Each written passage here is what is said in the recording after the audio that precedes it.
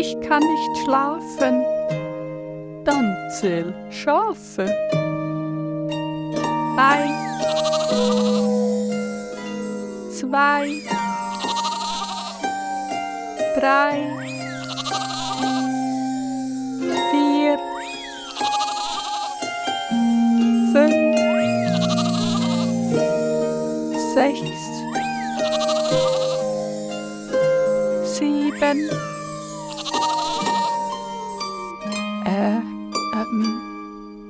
Was kommt nach 7?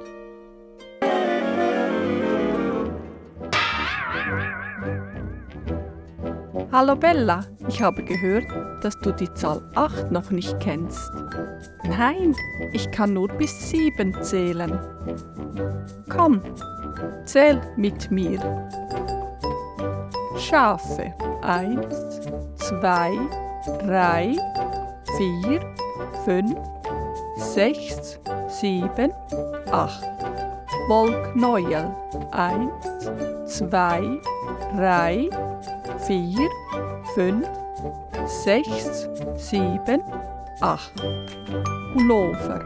1, 2, 3, 4, 5, 6, 7, 8. Schau, Bella, so schreibt man die Zahl 8.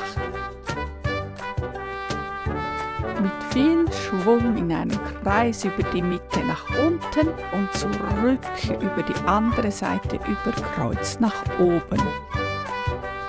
Das übe ich jetzt ganz oft.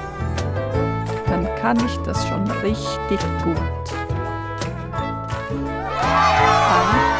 1, 2, 3, 4, 5, 6, 7, 8.